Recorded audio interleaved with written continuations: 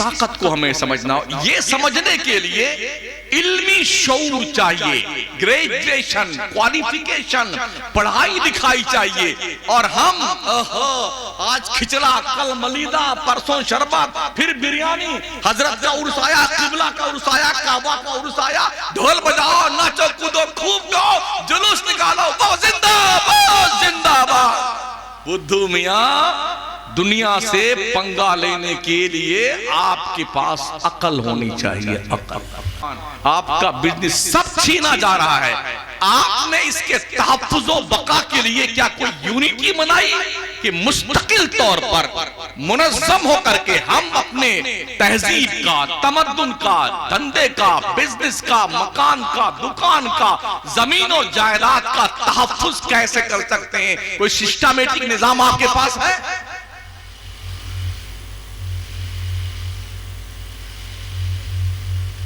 सूखी रोटी खाने वाले लोग थे, जौ की रोटी खाते थे, मगर कुदरत ने वो ताकत दी थी ना, अकेले हजारों के बीच कूद पड़ते थे। मेरे करीम आका अलैहिस्सलाम ने इरशाद फरमाया, कयामत की निशानियों वाली हदीसों में एक हदीस ये भी है, कुर्बे कयामत में दुनिया की सारी कौमें मुसलमानों पे टूट पड़ेंगी।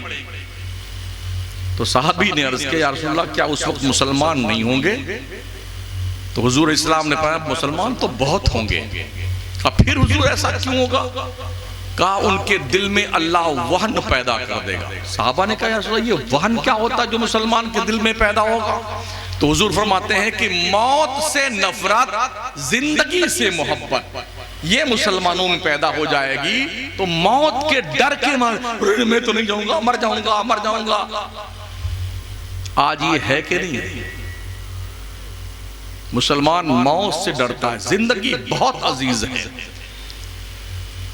बहुत अजीज है जिंदगी। सोचिए और 100 बार सोचिए।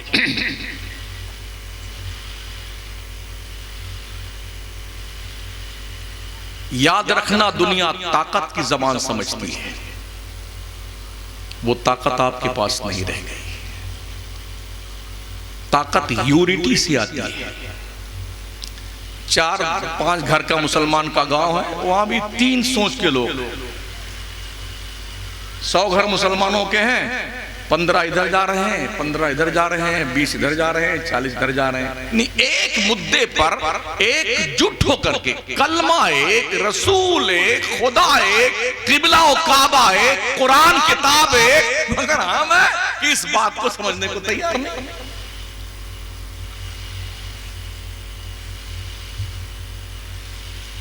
हमारी मौत और जिंदगी के फैसले पार्लियामेंट और विधानसभा में होते हैं। बदकिस्मती से हमारा वहां कोई नहीं है।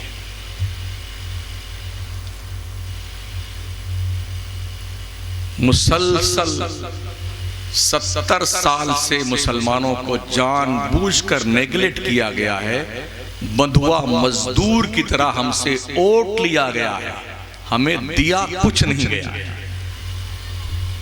ये बात मुसलमान सोचने को तैयार नहीं। जब एक जमहूरी मुल्क में वोट ही आपका हथियार होता है, और ऐसी बुद्धू कौम हमने देखा दुनिया के नक्शे पे, जो आज मुसलमान की कौम है ना, ऐसी बुद्धू कौम कहीं नहीं है। जब इलेक्शन आए, हाँ थोड़ा आप ले लीजिए, थोड़ा आप ले लीजिए, आपको भी नाराज नहीं करेंगे, आपको भी नाराज नहीं, सब खुश रहो, सब खुश रहो। मिलता कुछ नहीं। सियासत की दुनिया में सौदेबाजी करना सीखो। दलितों ने भी अपने लोगों को मुख्यमंत्री के पोस्ट पर बिठा दिया है,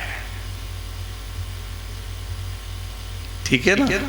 आज तक भारत में आप छोड़ दीजिए कश्मीर के स्टेट को, भारत के किसी स्टेट में मुसलमान ना मुख्यमंत्री बना है, ना उप मुख्यमंत्री बना है, ना प्रधानमंत्री बना है। यूनिटी पावरफुल होनी चाहिए, समझ रहे हैं।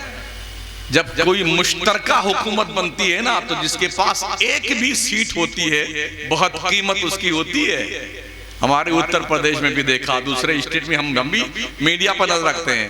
वो जो चाहता है वो वजारत का कलमदान लेता है, उसके बाप को देना पड़ता है, रूलिंग पार्टी को। हमारे साथ आ जाइए, हमारे साथ आ जाइए, हम आपको ये कलमदान दे देंगे। इस ताकत को हमें समझना, ये समझने के लिए इल्मी शऊर चाहिए, ग्रेजुएशन, क्वालिफिकेशन, पढ़ाई लिखाई चाहिए। और हम आज खिचड़ा, कल मलीदा, परसों शरबत, फिर बिरयानी, हजरत का उर्स आया, किबला का उर्स आया, काबा का उर्स आया, ढोल बजाओ, नाचो कूदो, खूब गाओ, जुलूस निकालो, वो जिंदाबाद जिंदाबाद। बुद्धू मियां, दुनिया से पंगा लेने के लिए आपके पास अकल होनी चाहिए, अकल। पढ़ाइए अपने बच्चों को, तालीम दीजिए अपने बच्चों को, क्वालिफाइड बनाइए अपने बच्चों को। याद रखना, ताकत में आप दुनिया से जीत नहीं सकते हैं, इसलिए कि दुनिया के पास ताकत बहुत है, आपके पास नहीं। दौलत में आप दुनिया से जीत नहीं सकते, दुनिया के पास दौलत बहुत है, आपके पास नहीं है। अब एक ही ऑप्शन बचता है, तालीम।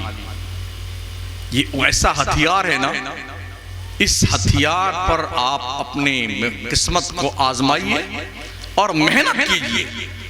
सब भूल जाइए एक साइड में, ये उर्स, ये बाजा, ये गाजा, ये ताजिया सब छोड़ दीजिए। सिर्फ 20 साल बच्चों और बच्चियों को पढ़ाइए, अल्लाह की कसम दुनिया तुम्हारे जूतों में पॉलिश लगाएगी।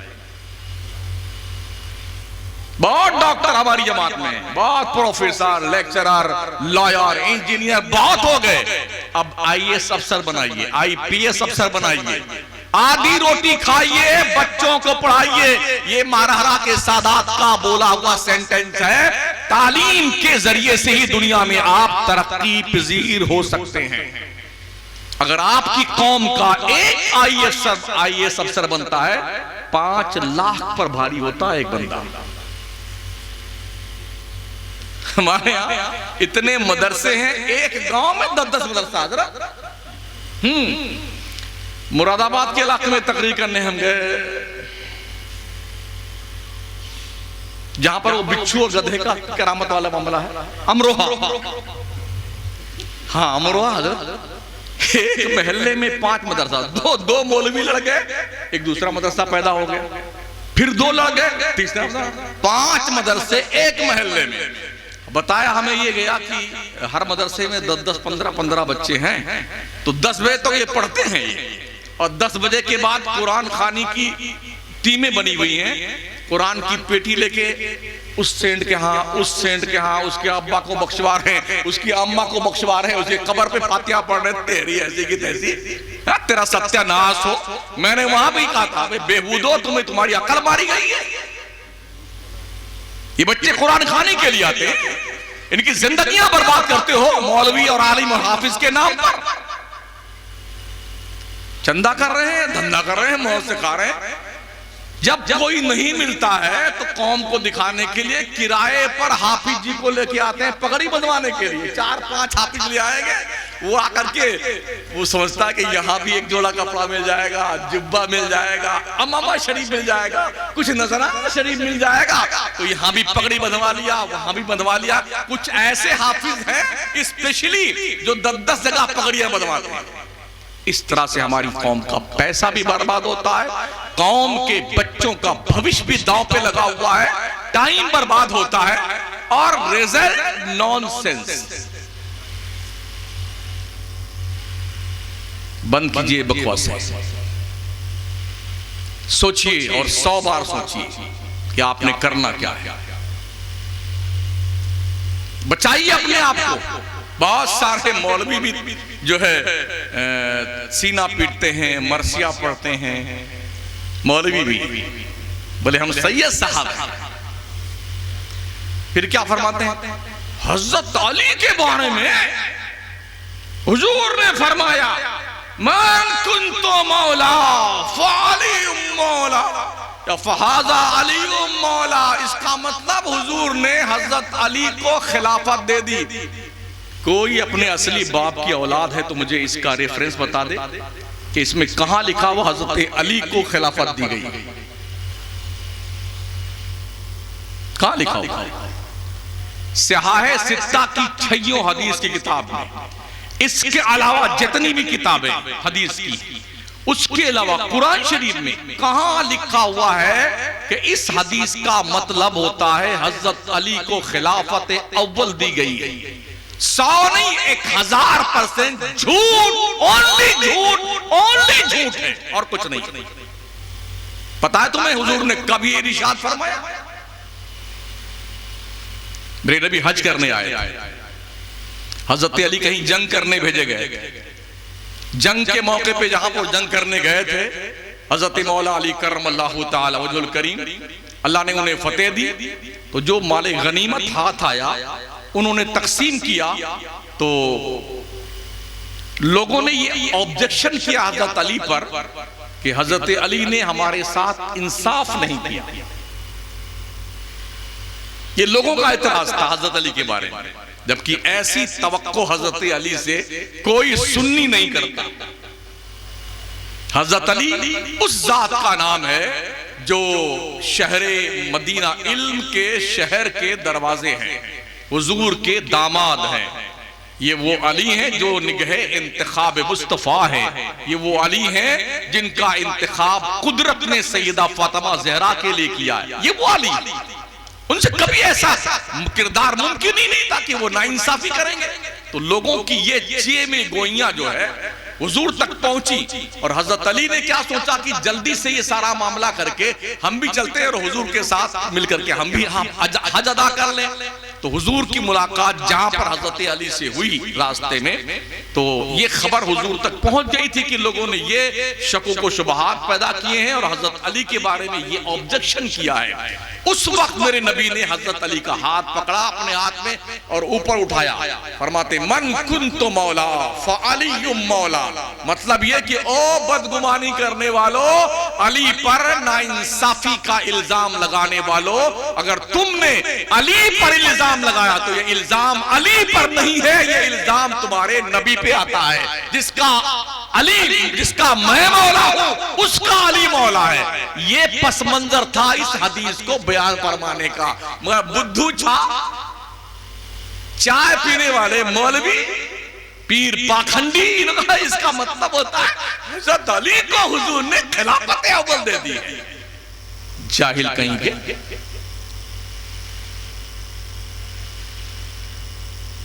दूसरी बात ये सुन लीजिए, इसलिए कि हमसे कोई पूछना नहीं आता, उन्हें पता है हम इनको दिन में तारा दिखा देंगे। आपसे पूछते हैं, ये जवाब आपके पास होना चाहिए ताकि उसका मुंह बंद कर सको। एक बाक़े फिदक है, एक तय आराजी था जिसमें बगीचे लगे हुए थे खजूर के, उसको बाग़े फिदक कहते हैं।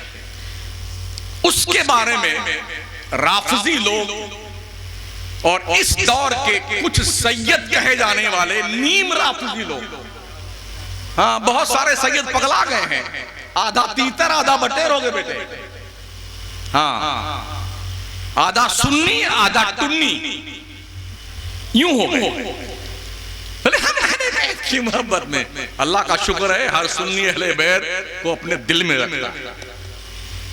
हमारे बरेली के इमाम इश्क मोहब्बत सरकार आला हजरत सुन्नियों के दिल की धड़कन, हमारी इज्जत व आबरू इमाम अहमद रजा फाजिले बरेली फरमाते, अहले सुन्नत का है बेड़ा पार, असहाबे हुजूर नज्म है और नाव है इतरत रसूल अल्लाह की।